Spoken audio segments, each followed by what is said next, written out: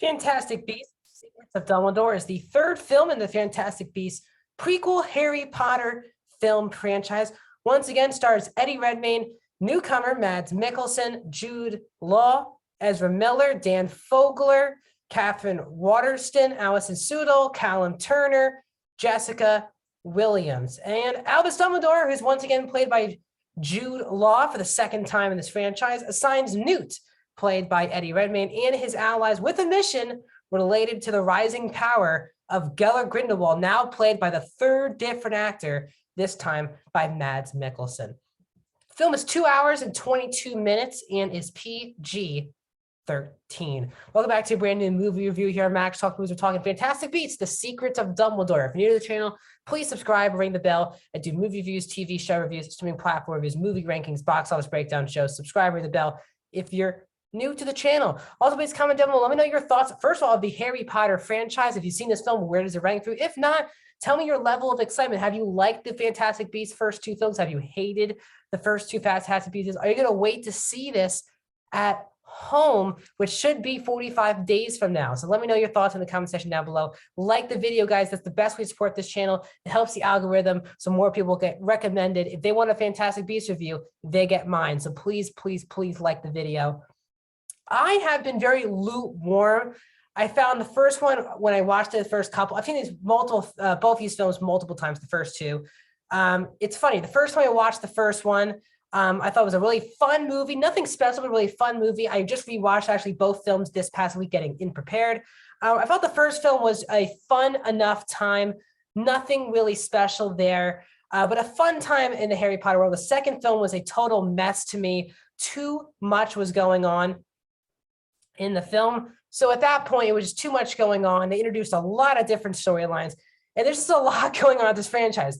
The J.K. Rowling news, all of her stuff that she has said publicly that's not been very good to say. Johnny Depp now being recast after his stuff with the Amber Heard situation, and Ezra Miller now of recent weeks now being someone underneath this microscope as well, and he is also a major focal point in this franchise. So there's just a lot not going in the franchise's way. The fact there was an announcement last week that the fourth and fifth films of this franchise have not been officially greenlit by Warner Brothers, that they want to see how this film does at the box office before greenlighting the final two films of this 5-movie franchise. So we will see if that happens. You can find out on Monday how this movie does at the box office here on this channel. But I want to talk about the movie, my positives, my negatives. I'll give you my score out of 5 stars. Let's start talking. So for me, this actually was, to me, the strongest of the 3 films in this franchise. Now, that isn't really saying a lot. I don't think this is even near touching top tier Harry Potter of this franchise. But I do think from a story point of view and character moments point of view, I do believe it's definitely better from Crimes of Grindelwald. I think slightly better than of the first one, Fantastic Beasts and Where to Find Them. Main reason why I really liked a lot the last 45 to hour of the film. Once we actually get into the thick of the story, and Dumbledore becomes a major focal point in the film, because it really is an ensemble. This is really the first time in this franchise where it's really truly an ensemble. You can't really argue that in the first 2 films, Newt, played by Eddie Redmayne, was the clear main character, but it really is a bunch of people, and really you can decide really between Dumbledore, Newt, and Grindelwald, who are the main focus of the film. It really is an ensemble piece. I would say Dumbledore probably has the most to do in the film, which is why it's really great. Jude Law was pretty much wasted as young Dumbledore in the Crimes of Grindelwald. He was great in the little screen time that he got, but he's such a good actor. And this is the first time I really just saw Jude Law, not as much Dumbledore. He was good in the movie, but I didn't really feel Dumbledore in Crimes of Grindelwald. And you can really feel that this is the same Dumbledore from the 8 films in the Harry Potter franchise, because it's a really great performance, and it's really benefited by a good enough script that gives Dumbledore multiple very good Dumbledore moments towards the last 30 minutes.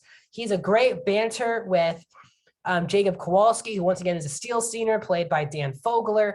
He's probably the best of the new Fantastic Beasts cast, the new characters. He's so funny, and once again steals every scene, being the only nomad, the muggle in this group. He's really funny, but he has a couple really beautiful scenes with Dumbledore. And then you really do care about the Dumbledore-Newt relationship. And it was basically hinted at that why would Newt get kicked out of Hogwarts if Dumbledore stood by his side the whole time? You could really feel their years together. And you know why Dumbledore needs to count on Newt.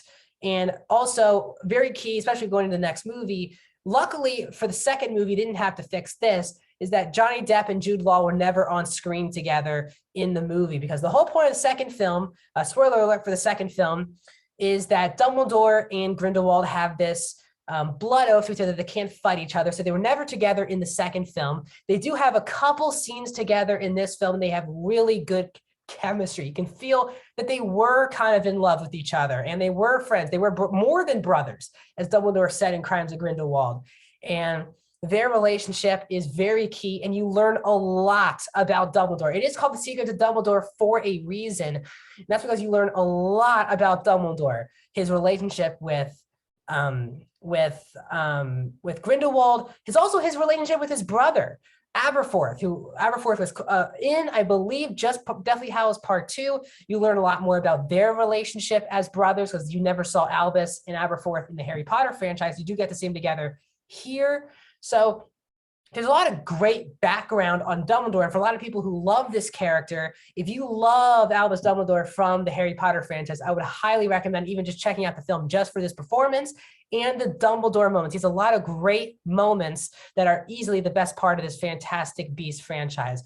I thought Eddie Redmayne was perfect in here. He didn't seem like the clear lead, and where the story is, Newt really shouldn't be the focal character in this franchise, but he was a really good number 2 to Dumbledore. As I said, he had a great relationship. Newt kind of be the leader of the group of the new characters also made tons of sense. The fact that he recruited Jacob and his brother Theseus, and Hicks, the professor, played by Jessica Williams, who was also very good, and Yusuf Kama, played by William Nadalum from the last film. It's great. He's not a clear leader, but he knows what he's doing, and that's because Dumbledore gives him these instructions. I think everyone wants to know, Mads Mikkelsen is very good in the movie. I did think that Johnny Depp was probably my favorite aspect of Crimes of Grindelwald. Any positives to take from that, I thought were clearly Johnny Depp. This is a totally, as it should be, different performance, because Mads does not have the one eye that Johnny Depp has. That was weird. The mohawk, the white mohawk. It very much is Mads Mikkelsen, but that lent itself perfectly to the movie, because I would say the first couple scenes, I really did have to adjust to it not being Johnny Depp and try to make sure that this is the same character, just a bit told differently. And by the time you got to the third act of the movie and he does a couple of things, Mads Mikkelsen fits into the role perfectly. So I was definitely sold on this performance from Mads.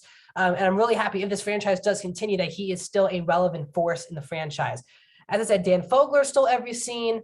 All the performances are good as usual. I did think that the usage of the creatures was very smart here. Of course, the first film was all about these creatures going around in New York. And since they've gone into the Dumbledore Grindelwald storyline, people have been asking, why are the animals, creatures useful in this franchise now? They were used very in clever ways, used for comedy, but both to help out the situation in realistic ways. That was probably my issue with Crimes of Grindelwald. It was very confusing. And this film was pretty much, for the most part, way more straightforward than Crimes of Grindelwald, which was nice. Overall, I had a fun time watching this movie. I really was close to loving the last 45 minutes of the movie. I thought it was really good in the peak of this franchise. But let's move into some of my negatives that I had.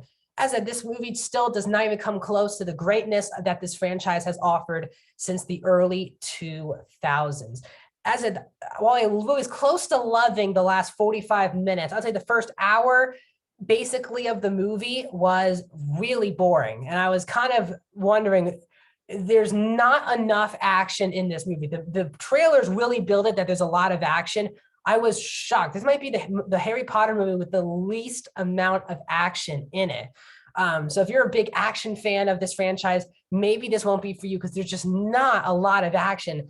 And there's big chunks of the film where there's like a 30 or 45 minute chunk where there's no action whatsoever.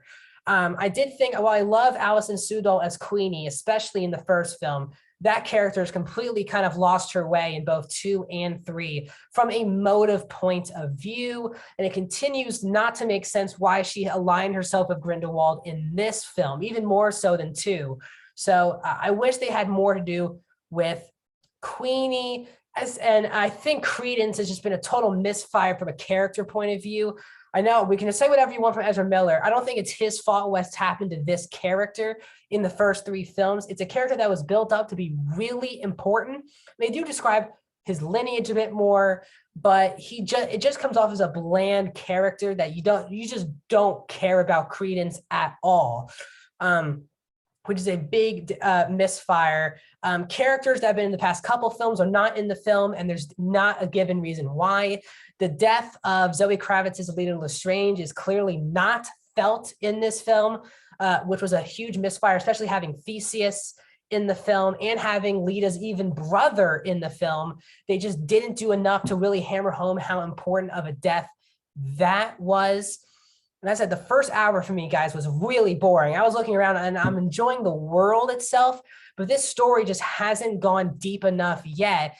And as it's a 5-film franchise, it feels like they're saving all of the best elements of this story for, I would hope, the last 2 films, because they are trying to maneuver away for saving some of the big epic stuff for later down the line.